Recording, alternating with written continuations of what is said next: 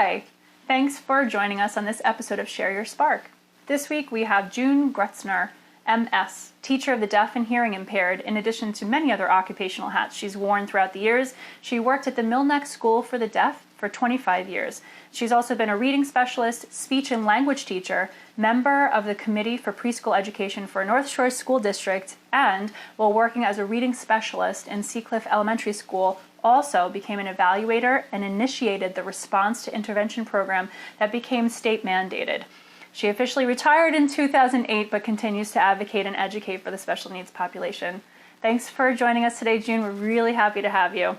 Thank you, Kristen. That was a really nice introduction. I was like, oh, I did all that already. You don't realize until you start putting it on paper, right? I know, it's crazy as we get older and keep doing things and being professional and stuff. Yeah. Well, anyway, welcome. And I'm going to give you a little overview of teaching the deaf, hard of hearing, their language, some funny stories that happened while I was teaching, and a little background. What I'd like to start with, if it's okay with everyone, is my background a little bit. I got my master's in special education. I got my BS in speech and audiology and a minor in elementary ed. And then when I finished school, I was like, I don't want to do that. I don't want to be in a classroom. And I got a job at the Bronx Supreme Court as the clerk. And after 3 years, I left there and I became the manager of a boatyard in City Island, where I met my husband, because my friend was his boss and wanted me to come work in the boatyard. And then I was like, I have to get my master's within 5 years or I lose my teaching certificate, even though I didn't want to teach, which was really ironic. So I saw a little ad this big in the Daily News, and it said, new deaf program at Adelphi University, Masters in Deaf Education, call this number.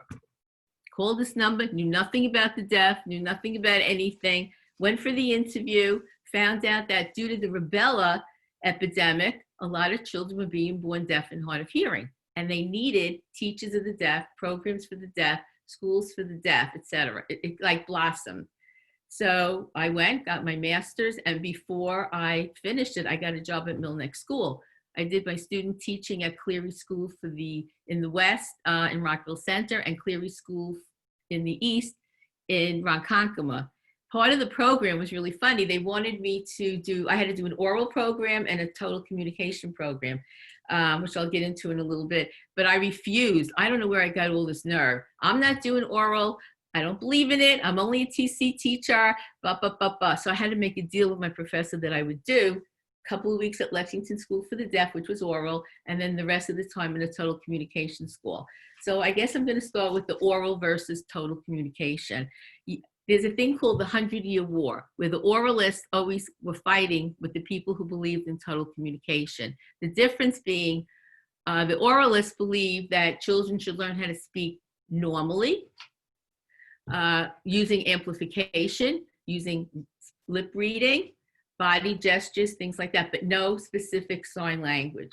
Then came the TC people, total communication people, who felt whatever the children needed, you would use to help them learn, etc.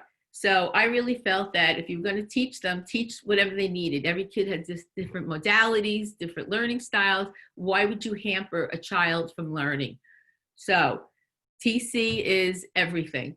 Like I said, amplification, reading lips, sign language, a little bit of ASL, a little bit of this, a little bit of that, which anything you needed. So I wound up working at Milneck, which was a total communication school.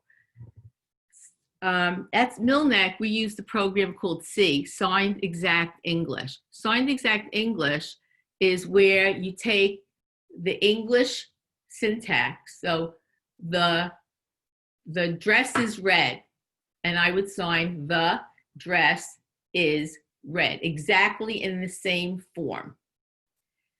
Then you have ASL, which switches it around, and you establish dress, red, that's it. And you would point to the person doing it, wearing the dress. Then you have Pidgin sign language, which is what most people do, is a little Signed Exact English, a little ASL, and gesture. Now they all need all the three forms of manual sign language.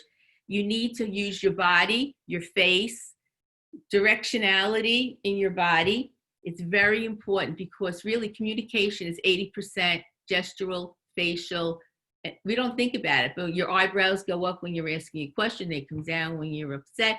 You know, you'll make funny faces. That's why when my face is always moving, and people get upset with me because you can read my face. You know, when I'm like happy and angry or not, you know, thrilled with something. So I have to always watch the face.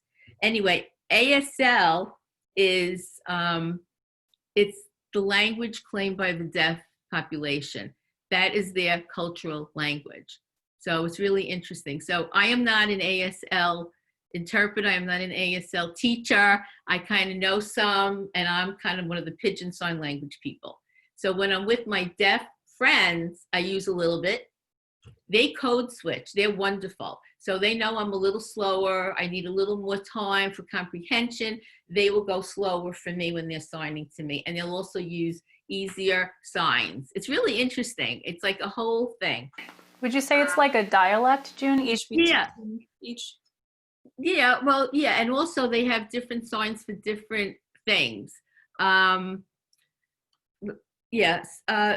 For example, in New York, we say hero. If you go down south, they say hoagie, right? The same thing in sign language. So the sign in the United States for bathroom is a T going like this. Like you have to go to the bathroom.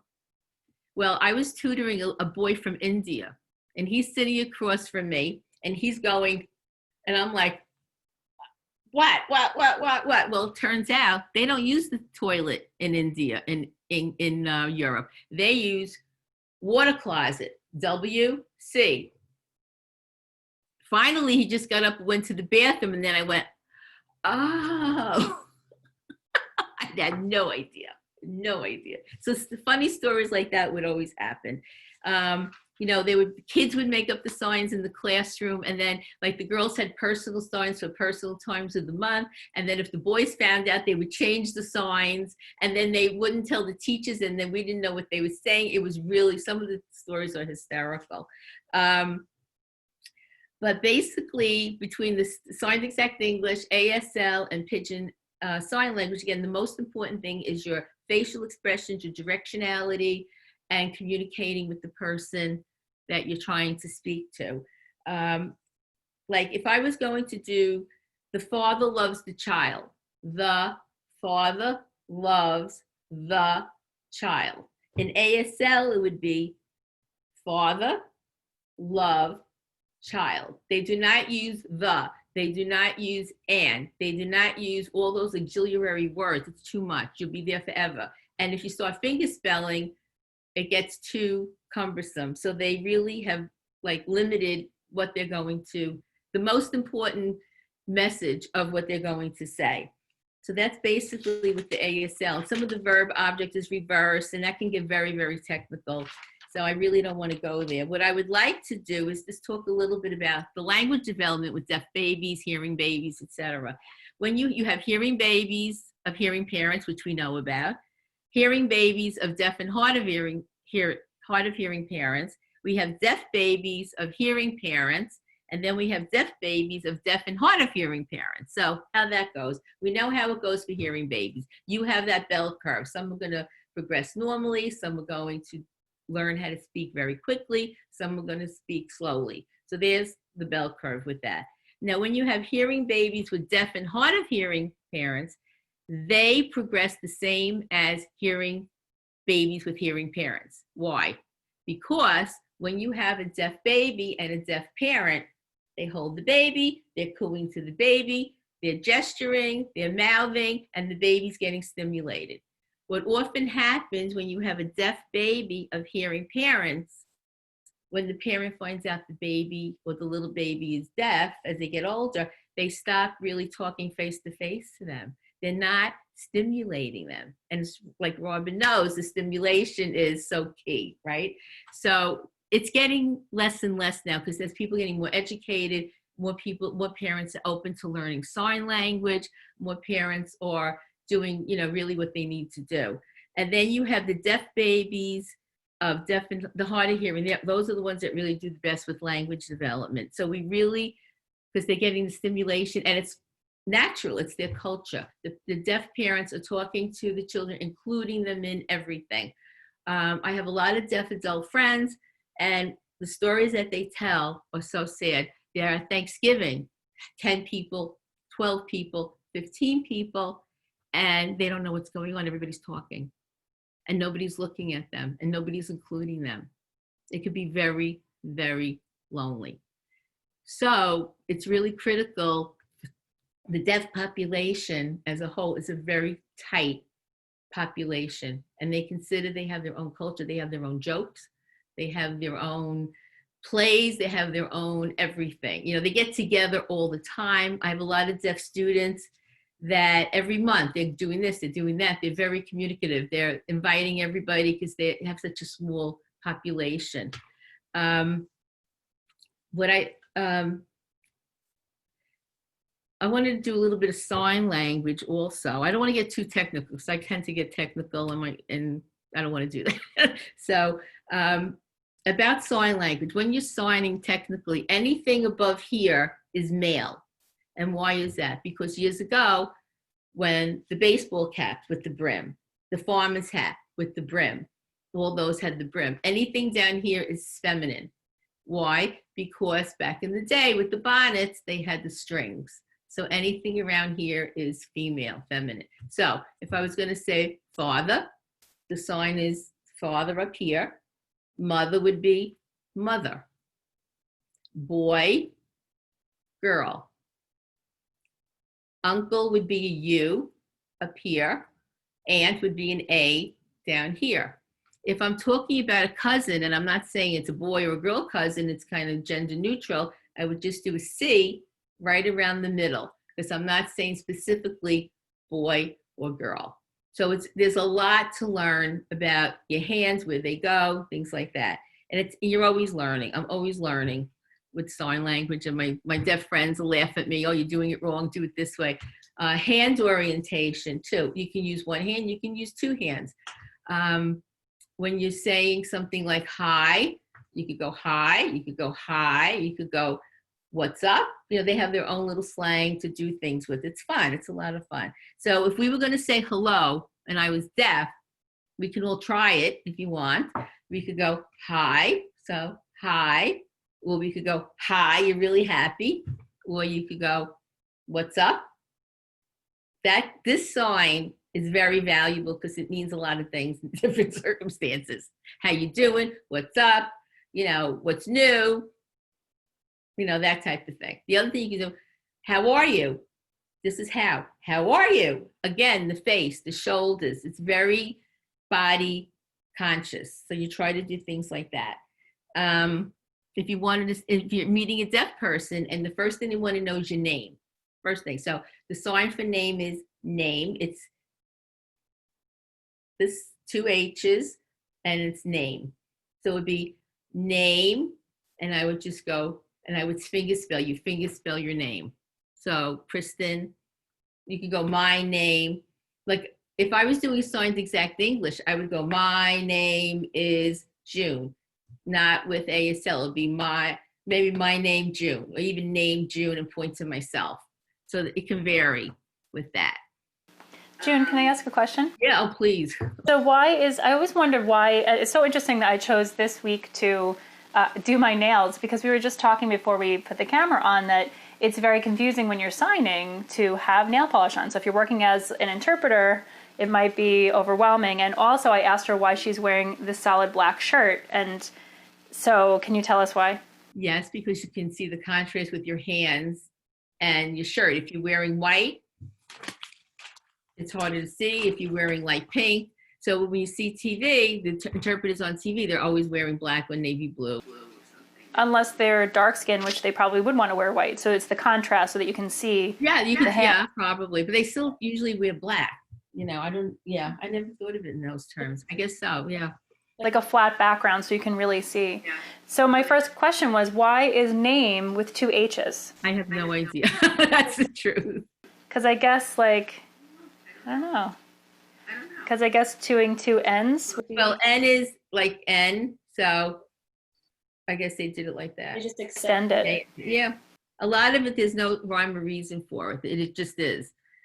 So that's kind of fun. So why don't you try, Robin? My name is my or me, name, and Rob. Spell your name. Do you know how to do any finger spelling? Oh, you're good. Okay. Okay. Helene, do you want to try? No, she can't see us. Can you see us? I don't think I should try. Okay. I'm watching every move. Oh, okay. All right. I think, You're great. okay, so far, has everybody seen the ABC chart? Like how the fingers go? Would you like me to share the chart? Yes, that would be great. Just quickly. And I think Robin may know, you know, that's basically the manual alphabet chart. And that holds true for ASL finger spelling, Signs Exact English finger spelling, and Pidgin. So it's all the same. If anybody wants a copy, we can probably email it to you. When you're doing the sign language, the hand is facing out usually. The palm is facing towards the person you are speaking to. So good, Kristen, good. Okay, I think that's good. And again, if anybody wants a copy, we can get it to them. Yeah, if you'd like a copy, just let me know and I can send it to you. Okay, so when if you wanted to ask a question to a deaf person, again, very important, the eyebrows go up, the shoulders go up, okay? So, Kristen, can you say to me, the sign for what is your name? So you go, what is your name? And put your eyebrows are up. Okay. So it's what is here? Your name. Name. Okay. So I would say. Right. And you point to the person. What's your name? What's your name?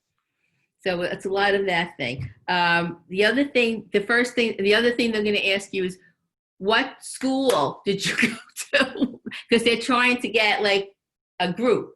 Like, what school did you go to? It's very funny with the questions, that it's always the same. What's your name? What school did you go to? That type of thing. At the end of, sometimes you'll see in Signs Exact English, what is your name? ? But that's to teach the kids in English that at the end of a question, you put a question mark. So it's very different, like who you're dealing with. So I'm going to teach you a couple of good manners. Okay, sign language. So if you want to say please, your hand is like this, and you go please against the upper part of your chest, please. And then we have thank you, which is coming from like between your lips and your chin. Thank you. Then again, a pleasant look on your face. Thank you. You're welcome is kind of a W coming from you're welcome. What else do we? Oh, excuse me is important. It's a flat palm. And this comes down like this, and it's excuse me, excuse me, excuse me. Good, very good. Let me see. So another thing is like icebreakers with the deaf. They'll ask you, what is your favorite color? And the sign for favorite is favorite. It's the middle finger. The middle finger is your feeling finger. Okay, so every feeling, favorite, sick, upset, the middle finger is always involved, which I find very funny. It's always, so what is your favorite color? And you can do, or just what is ASL, what is your favorite color? Signs Exact English, what is your favorite color? Color is like at your chin, all your fingers moving. So it depends, again, who you're talking to, how you code switch and go back and forth. The other thing is, what do you like? Again, the middle finger, because like is a feeling, or something that's emotional, like. So it's these two fingers, your thumb and your middle finger, like you're pulling it out from your heart, like. What do you like to do? And then the sign for work. What kind of work? Work is this, work. Two hands in a fist, work. Usually verbs are to, work. I go to work is 2 pounds, 2 touches. So again, oh, what time is it? I bet you can guess how to do that. How do you ask what time it is? Yeah. Or you can go, what? This is a good valuable too. Like what do or what? What do? What time? Okay. Where is the bathroom? The sign for where? Where?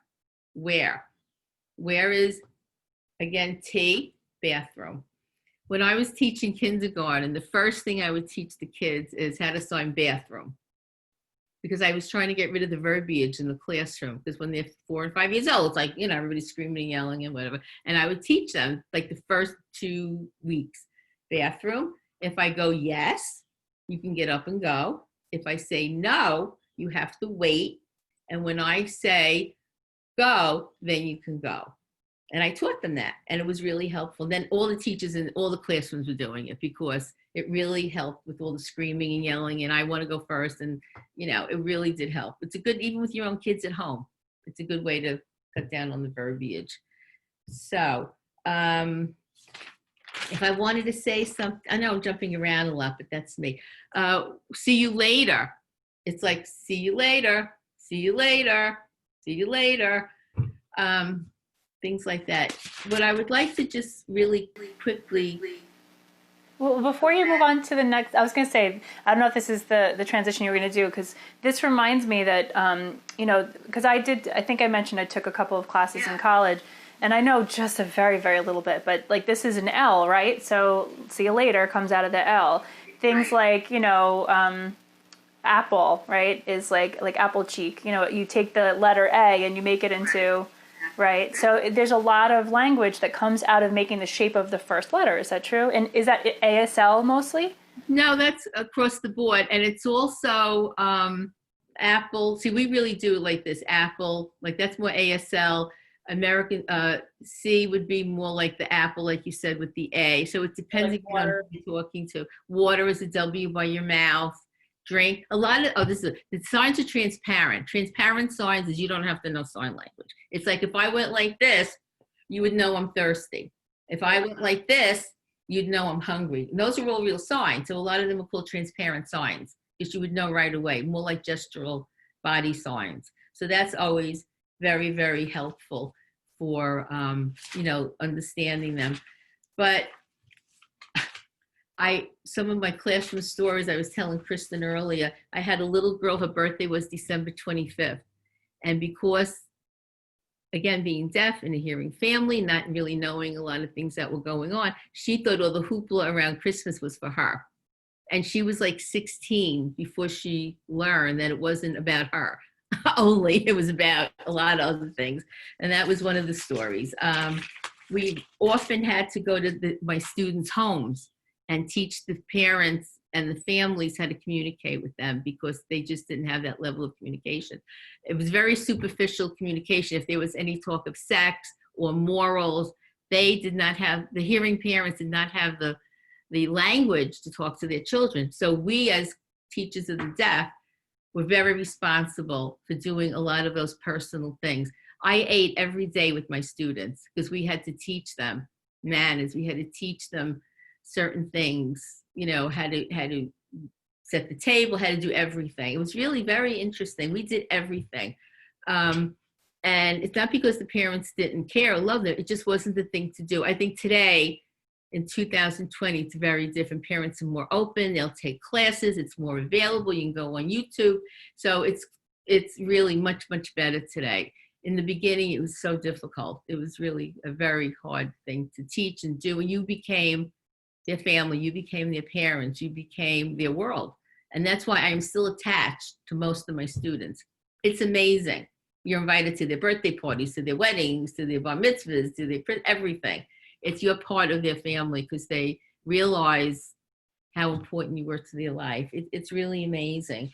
And the other thing I want to say about deaf people, they're very loyal to their jobs. I have students who have not had a day off from work in 10, 15, 20 years. They are so loyal. They're so responsible, because they're so thrilled to be employed, and that it's amazing. So you see that, and some of them have lower level jobs. Some of them have high tech jobs. I have one of my students went to Harvard, graduated with a law degree from Harvard University. So again, within the regular hearing population, deaf population is all different levels. So it's really amazing to me. I just love it. That's my thing. I just love these kids and the parents and everybody so much. And I still have hearing parents that, call me and talk to me. And I was young. I was in my early 20s. I had students who were 13, 14, 15 years old. So now they're in their 50s. It's so funny. They're adults. They have families. Some of them have grandchildren. I'm like, oh my God. So it's been a ride. It's been a ride. When I left Milne, I left for a lot of reasons. Nothing bad. It was just I felt I was done. I needed to go to the next step. And I went to district. And when I went to district, coming from a clinical setting to a more open setting was very hard for me because I thought they were too easy. It was too easy on the kids, too easy, too noisy. I was walking around with a noise monitor my first month going, it's too noisy, it's too noisy, it's too noisy, because the decibel level was insane. And I said, how can anybody learn anything with the background noise? So I started a whole bunch of trouble in district. I went and got the tennis balls, the old tennis balls, the green ones, and put them on the bottom of everybody's chairs and tables. First, it was in my class, and the people would come in and go, why do you have those balls on the bottom of your chairs? And then when it caught on, everybody had green balls on the bottom of their chairs. And you see it all over now because it just makes sense for noise control. You started a trend, June. Yeah, I did. I'm always a troublemaker. Now, do you find that was because you were in a setting where, and forgive my ignorance, please correct it if I'm wrong, if it was it quieter in a deaf school or no? You try to minimize the background noise because of the hearing aids and stuff like that, and the microphones. But the kids were very vocal. It just wasn't clear English a lot of the time. No, they were pretty noisy, and they're banging because they're not hearing, so they're banging their books, they're slamming the doors, they're slamming the cabinets, so you'd have to say, quiet down a little bit. But no, it wasn't that quiet. But it was when we first started teaching, I had 8 children in front of me, and we had wires back in the day. So we're all attached, and I had to wear a headset with the wire, and our blackboards were behind us, and they were right on blackboards. Like we have whiteboards now. They were beige right on walls with expo markers, but it wasn't dry expo markers back in the day. They were wet expo markers. So you'd have to spray and wipe, dry it, and then continue. Meanwhile, you're not facing the kids, and then you're being strangled by the wires. It was a hoot and a half. But we only had 8 kids because that's all you could handle at that point. And as the amplification changed and there was no more wires, things got a little more loose and much easier to deal with. Because then they were all, amplified. And then what happened with the deaf, they started doing cochlear implants. And kids were being mainstreamed into district. So then Milne, where I was working, had to diversify because we were losing population. It's a state-funded school. We were losing the state funding. I don't want to get too technical, but that's how we started the preschool program for speech and hearing, speech and language delayed children who were hearing from 3 to 5. And I started that program. I was the educational evaluator and working with the teachers and curriculum. And then we had a speech therapist, a pathologist, and a couple of classrooms. And we started with no kids. And by the end of the first year, we were adding classrooms because the 3 to 5 population got very, very, very busy. And now it's crazy. And that's what I still do. I work on the preschool education, and we're always evaluating kids, trying to give them services and things like that. So it's come a long way. Although the funding now is through the state and county, and their criteria for services have gotten much, much, much stricter. Back in the day, when we started, if you again look at the bell curve, I was giving services to kids who were low average. Okay, now children have to be below the 10th percentile to get services. That's a huge difference, difference. And it's all funding. Everything's funding and political. And people don't realize about schools how political it is. So it's sad because I would see kids who would be around here could use a little bit of push, and I can't give them services. So it's hard. That's really hard for me. Kristen, do you want to put up the decibel chart? Sure. I think this is so fascinating. So if you have a hard of hearing person in your family or a deaf person, if you look from top to bottom and you see on the left, it's 0 to 20. That's normal hearing. That's basically most of us, especially when we're young, we can hear everything. And then we go down to 30, 40, and that's a mild hearing loss at between 25 and like kind of 40 decibel hearing loss. And at that point, those little things, those are the sounds that you cannot longer hear. So it's very hard to hear CH, which is SH, which is because it's coming from the back of your throat. So you don't even have the lip movement to give any clues. The other sounds are all the air sounds. If you see them, if you go down further, there's a moderate loss at 55 decibels. If you see that in the red on the right, and those are more sounds that you can hear. As you go progressively down, you see severe, you see profound. Now, the schools for the deaf, you had to have a 78 decibel loss or more. So they did not hear most sounds, pianos, ambulances, airplanes, phone. So when you have, so for anybody who has a hearing impaired person, if you can get their audiogram and kind of plot it on something like this, you'll be surprised of what they can't hear. And that's why everybody's going, why as we get older? Why? Because our hearing in the higher frequency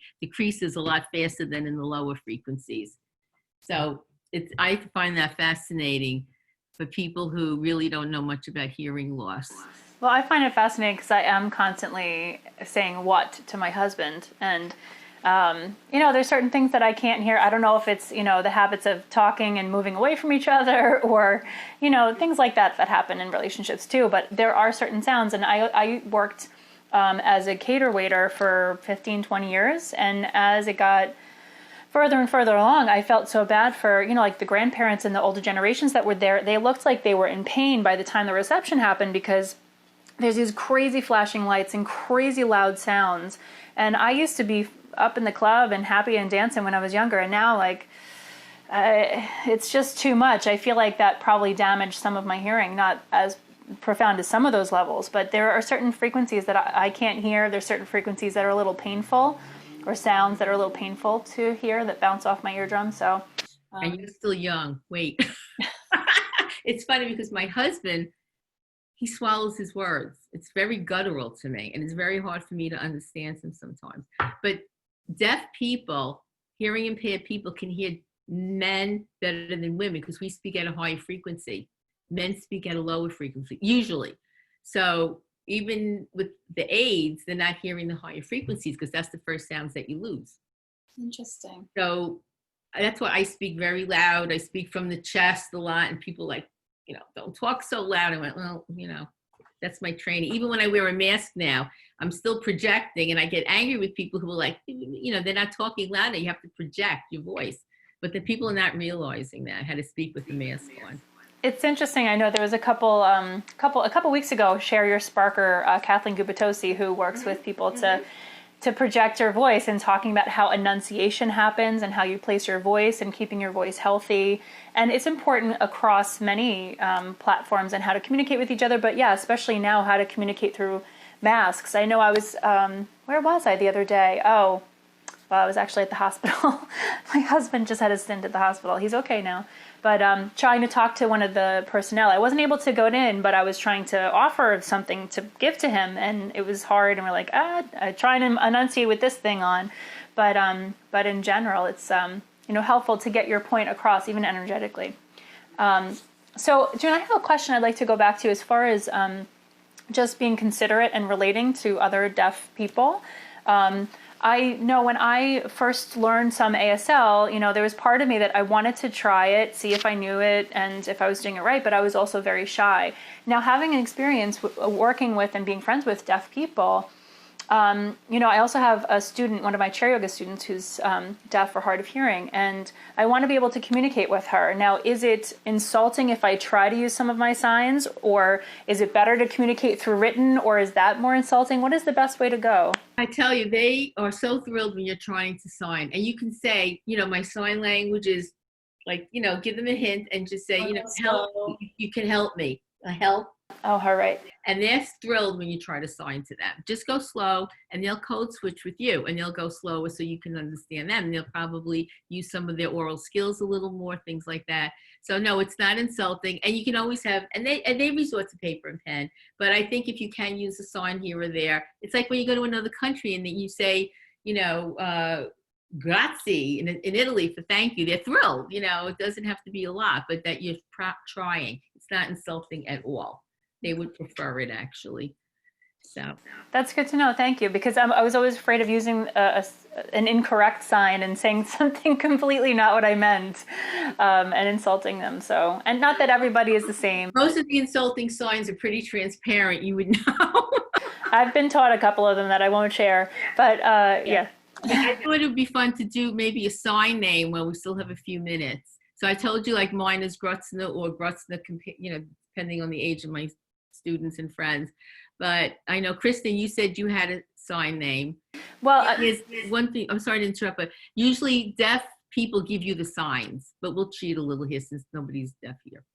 It's kind of like, getting an Indian name or a Native American name or something, it's usually bestowed upon you, but just to see that this is something that is part of the deaf culture, usually you take the first letter of your name, which mine is K for Kristen. And when I was doing school, I love spring and nature. And so the sign for spring is like something growing up out of the ground. Did I do that right? So I made it a K growing up out of the ground. So this is Kristen. But again, self-bestowed, and my teacher approved. I took a class at Cleary School for the Deaf in Ronkonkoma, and now I live here, which is kind of funny. But I also took some classes at Dowling College when they were still around. So it's one thing to do. The other sign for you, because this is a lot, I think. I would do okay coming down with your long hair. You could do that. Another reason why. Robin, would you like to pick a sign name? Do you have one? Let's unmute her. Go ahead. I don't remember what I used to, because I used to take classes also, and I can't remember. It might have been something like that, like my hair, because I did also have long hair. So, yeah. So. But you're also this is Robin. Oh, you could do that, or you could even do. I like when you were massaging babies, you could do something like this, like massage, like Robin massaging. Without, if you prefer this, what do you like? I think my dad once gave me this one, so I don't know. That's cute. I like that. Yeah. So if you were in a community or a group of people, and would it be appropriate for you to say, like, how would they know your name? I guess it would be like, could you finger spell it too? Yeah, I would go name, June, and then I'd go, and they would know right away that this is my sign name. They would know right away. Well, how they know, I don't know. They know. That's their culture. They know it. So yeah, they know right away. But it would be typical to finger spell your name first. Finger spell your name first, so they know, and then I go last, Grutzner, because it's a hard name. So I always and sometimes I'll even do it's 2 syllables, so they know. It depends. Can I get a sign? Can I get it? Sure, Helene, what would you like? Oh, H? Well, your name is, you have an H. That's H in sign language. That's H. Okay, H. So we could do, I see a few things for you. What do you think is outstanding for you? Can you see me? Am I okay? Yeah. H. We could do, you have curly hair, H. Very. Well, that's also like crazy. No, she's nuts. No, they know I'm crazy. No, we don't want that. We want something, Is there something that you like to do, or you like to do art? Do you like to read? Do you like to, is there something, movies? Is there something that is flowers? Can I offer something? Yeah. Offer something. You say what I think you're going to say. Turkey. Helene is turkey. Yeah. That's Turkey. what I thought. Turkey. Let's do turkey. Oh, that's Okay, cute. so I do it. Okay, take the H. Put it On on the H? and, Put it yeah, under yeah, and just go like that. yeah. I was thinking that, but I wasn't gonna do it. Yeah, they should be here soon. Helene. Okay, that's good. Okay, so That's we have Kristen, we have Robin, right. we have That's cute. Helene, and then Right. we have June. So I have to give a little backstory for anybody who's watching the video that doesn't know this group. So Helene lives in a development that has wild turkeys. And so we've been having these Friday coffee clutches, and we've been hearing about her turkeys and how they're just following her and keeping her from getting out of her house. So the turkey saga has continued, which is why we went Helene. I was going to say happy, because Helene is always happy. She's always bringing happiness to people. So either the turkey one or happy. I think she likes it. She's happy about the turkey song. She likes the turkey one. It's also good exercise. Right. So yeah, I jumped around a lot because there's so much information, and I was trying to edit it, and it's just, I have pages and pages of notes, and that's how I am, I guess. So A lot of great information. Does anybody have any questions for June about deaf culture or the different forms of language? I just wanted to mention that when I was teaching music together, I was working with parents with young children, and some parents with hearing children were teaching their children sign language just so that they could communicate. And I heard this was like a trend for a while. And what the explanation that I heard was that because the children are able to communicate, when they begin to speak, they start speaking in full sentences because they've already stimulated their language brain. So this whole apparatus here is very hard to manipulate at first, but your hands and signs, especially things like toilet or milk, things like that, that children can do before they can speak. And so it made it like their language acquisition a little bit faster because they were using language before they could really, use their speech organs. And very common now. It absolutely facilitates language. And when I went to district, I was trying to get the teachers to use sign language more with the younger kids. And I went to the superintendent and I said, let's do a class. He goes, oh no. That was in the 90s also. So you have to realize times have changed dramatically. And now everybody's doing sign language. You see it all over the place. And it does facilitate language. Absolutely, Robin. And I think everybody kind of has that message now. And why not? If it's going to help a child with the language, do it. I taught for 1 year under a table because my student, he was Down syndrome with other issues, and he would not come out from under the table. And I had him and another student, and we sat I went to my principal and I said, what do I do? And she said, sit under the table with him. So I sat under the table. Teachers of the deaf are a very different breed of people. I mean, we do it all. We've done it all, and they continue to do it all. It's an amazing group. You have to meet the child where they are. When I was a young girl, very young, there was a part of my family, they were deaf.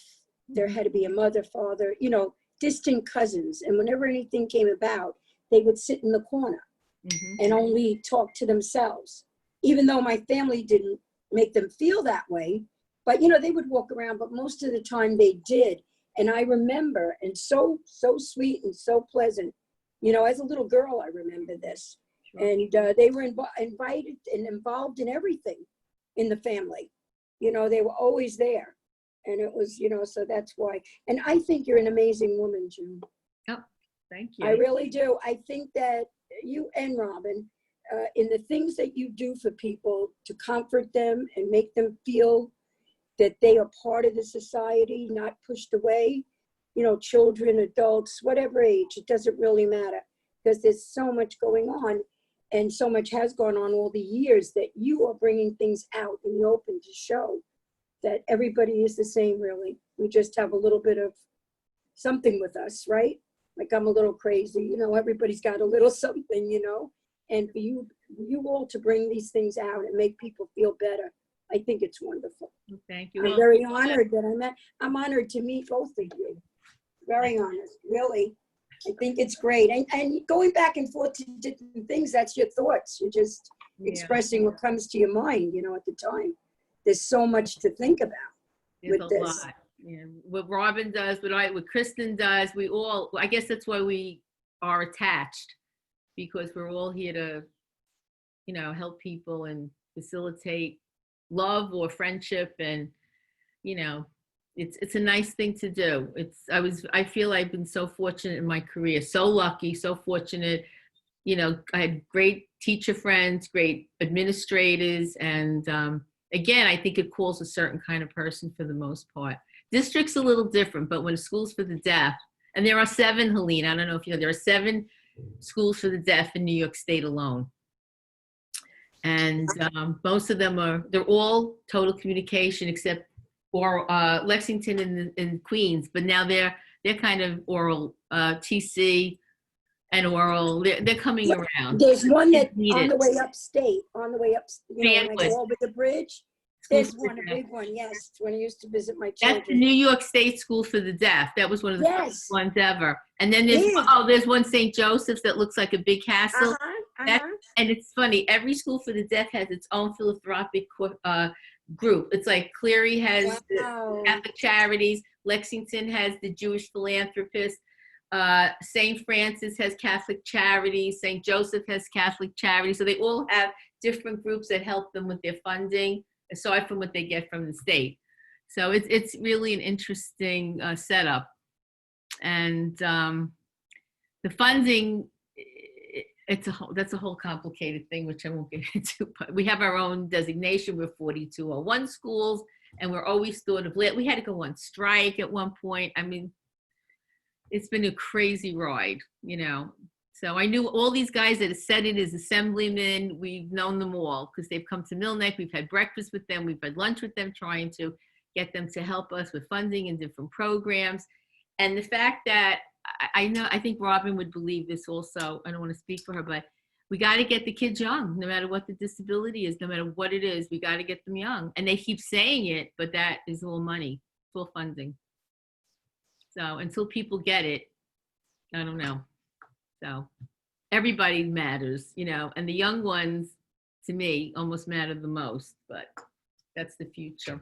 Yeah, in all walks of life, for sure, you know, to have support from a young age to meet you exactly where you are, like being under the table with that young boy who that felt like a safe place for him, meeting him under there, that's, you know.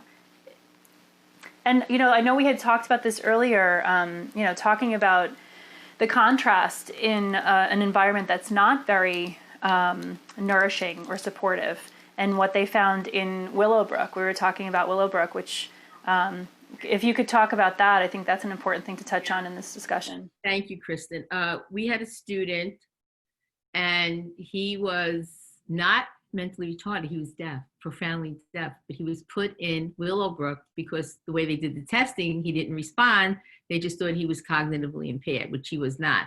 So he came to Millneck when he was like 10 to 12. He was in the middle school age range. And it was really very hard. He acted so retarded, you know, with the head moving and the hand gestures and the body gestures. Well, the good news is, I'm not going to say his name, but he was a riot. His family eventually sued, and they got money. He now lives in a custom-built house with a full-time caretaker and has a wonderful life. And some people have said things. I said, but would you have wanted his early life? Being in a place like that, it was disgusting. So just to clarify a few points, mentally retarded was really all that was available as a classification back when June started. No definite, there was no separation. Everybody was mentally retarded. And he was just deaf. And they found other deaf people there too that were not mentally retarded. They were just deaf. And probably he was of average intelligence. And with being in that environment really molded him to be mentally retarded, to act like a mentally retarded person. Which is slow in cognition, now we know. And also to clarify about Willowbrook, in case anybody watching doesn't know, Willowbrook was a facility that was created for children of parents that didn't know how to get care for their child that was suffering with some kind of disability. There weren't as many services, and in many modalities and places and facets of life, in the beginning, when we don't know how to really specify care and specify what the needs are and meet those exact needs, it can be just like this blanket place to put people because the parents didn't really know what to do or how to integrate them. And there was this facade, and from what I learned from my education at Dowling College in special education, was that they would have this room where they would, if you wanted to visit your child, you could go visit the child, and it was a happy room, and there was toys, and it was a total facade. Meanwhile, and so you had to schedule the visit because they wanted you to see that part of Willowbrook, and basically it was kind of a scam to take people's money, and the way the children lived were like animals in cages, and they were not they were not cared for, they were not held, they were not, it was a horrible place. And I don't remember when it was, but Geraldo Rivera made this, like the story comes out kind of much like what's happening right now. When things are more visible, you can't ignore it anymore. And Geraldo Rivera did a story on this place. Was it early 70s, I think, maybe 1970, because the child that I was talking about, he came to us in like 74.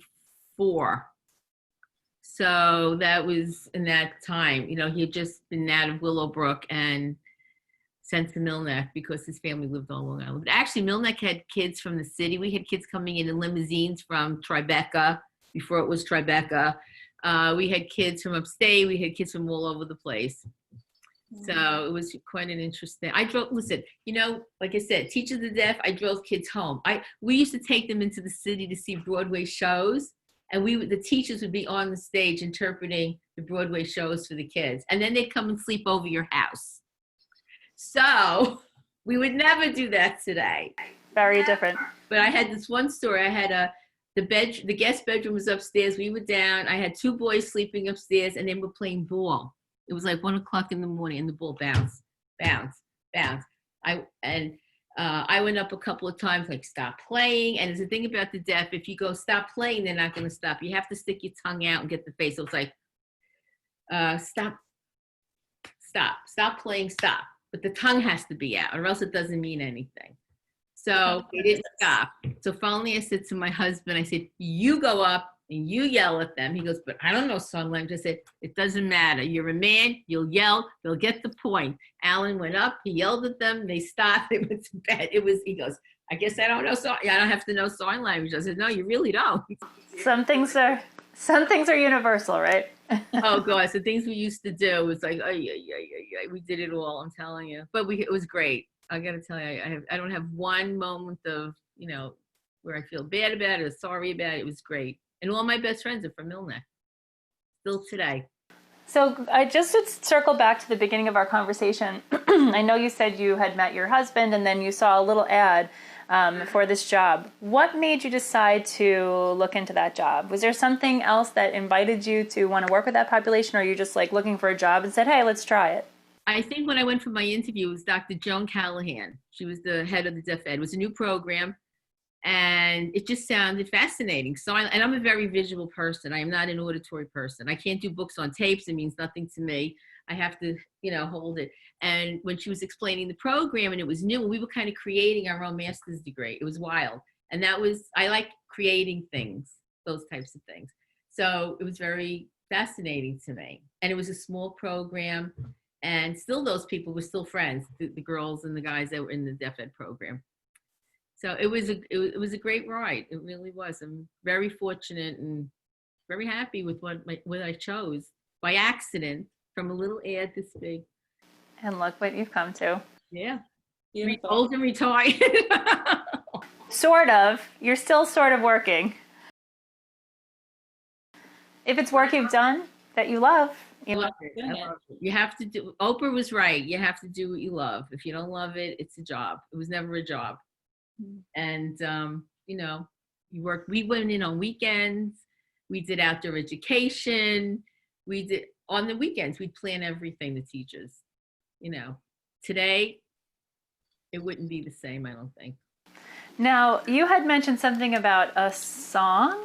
Did you say Oh, something? I was talking about when I was teaching sign language, I made them find a commercial and they had to sign the commercial. Well, I find it to be a beautiful language. When I learned, I was into storytelling. My undergrad was in theater performance because it helped me finding expression in myself when I was very, very, very shy. And so when I found expression through performance and theater and movements, it kind of opened up this whole other world where, at first I was hiding behind the lines that somebody else wrote in the character that I was portraying. It wasn't my opinions. It didn't, wasn't very exposing. So it kind of opened up the world to other things, and telling story, I think, is a really great way of passing along information. I know that I learn things better within a narrative. So, for a while I was thinking about storytelling, and I still do that in my circle work. Sometimes it's the most profound way of sharing archetypes within ourselves and struggles that we face. Pardon. So I found, like ASL was a really beautiful language to offer expression. And it's something that I wanted to add to my toolbox, that if it ever felt like the right place, I could offer that as well. So I remember when I learned how the expression would be how you showed how big or little it was. For example, like you say, like, oh, they're pretty, right? But if you want to say someone's beautiful, they're beautiful. Like, because I was always dramatic. Everybody said you have drama. So like, to add emphasis, it just seemed like such a gorgeous tool. So, I loved learning about it. So I find this topic so fascinating. I find this language so beautiful. You reminded me of something, because the intensity of the sign, like if I was going to say blue, you have a pretty blue shirt, blue, but I could say blue is dark blue, or light blue is light blue. It's, just that little variation of the intensity of the sign or how you move your hand. So it is very dramatic. And they always say teachers of the deaf are frustrated actresses and actors, because we are, because you have to get up there and do whatever. Emote. I should have gone into probably theater, but I'm too shy to do that. Now, another question is, you mentioned something about the directionality is important. Can you speak to that? Sure. When you're, of course, you always face the person, that. And I can't tell you how many times people are talking to a deaf person, they're talking like this. So you're a hard of hearing person in your own family. Your hands. So most times when you're signing, your hand should be towards the person. So if this is Kristen and I'm meeting her, she's here, I'm meeting her, I'm going to her, like, nice to meet you. So you're always, if it's coming from you, you are going towards that person, that type of thing. If I'm signing, when you're finger spelling, June, June, it's always that. It's never like this. You'll see people when they're learning sign language, their hands are like this because they're looking at their fingers. So it's always outward. Again, depending on the sign, but some signs, this is like, let me do testing. Like testing would be two hands. Sometimes it's one hand, sometimes it's two hands. Sometimes you can use right hand, sometimes you can use left hand. It depends on if you're dominant. I'm right hand, so I'm right hand dominant. I would probably use my right hand a lot more than my left hand. And again, always towards the person that you're speaking to. There's so much to it. There's so many nuances. It's like English, the lexicon, the prosody. Most people don't realize how important all that is. And if you're learning after 25 years. Always. And they're changing it. They keep changing it on us. The slang, my friends, we don't do that anymore. We don't say this anymore. Oh, okay, how do you say it? Like, one of my favorite signs is, how we say rolling with laughter, or Rolling on the floor, laughing. So this is their sign. So here's the floor, and here they are rolling on the floor with laughter. I love that sign. The other sign is falling in love. So here's the ground, here's you, and you're like, and depending on this and this, it's how dramatic is the love. So I'm falling in love, I think. I'm not sure, but falling in love. There's all those, they're like idioms, ASL and sign language idioms that we use all the time. I can't even think now. There's so many.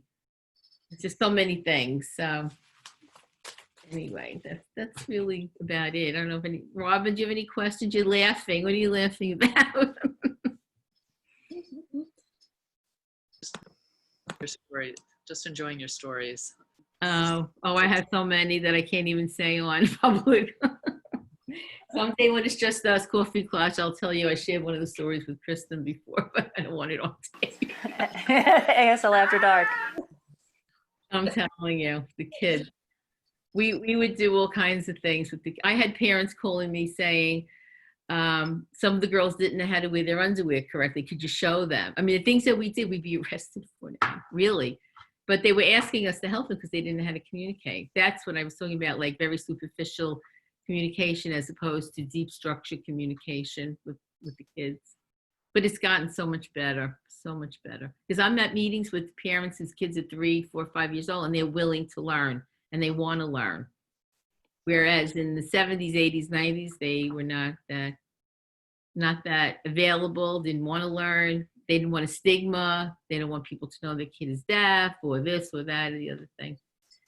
So, which is what birthed things like Willowbrook, which yeah. They may not have known how bad it was, but that boy that you said came when he was 12, was he there from like birth to 12? And did you see like signs of trauma in him? Did you? Oh gosh, yes. He would do very bizarre things, very bizarre behaviors, which I really don't want to go into, but very bizarre. But he wasn't violent or anything, just very strange. Traumatized. Yeah, very sad, very sad. I mean, he was friendly. He wanted friends. He would come up to people, inappropriately come up to people, but he'd come up to people, and he was like yearning for human interaction and touch. And, you know, back in the day, again, things were different. You could hug kids. You could kind of massage their shoulders and their backs, and it was acceptable because that's what they needed. They didn't get it. And it's sad to me. And at one point when I was doing the evaluations for the 3 to 5 year olds at Millneck, Hispanic children are very cuddly, more so than some Caucasian children. And they had a tendency during testing, they'd come and sit on your lap while you're doing the testing. Okay, sitting on my lap. Well, all of a sudden we were told you can't do that anymore. You can't have them sit on your lap. You can't do this. You can't do that. And that was a big issue for us.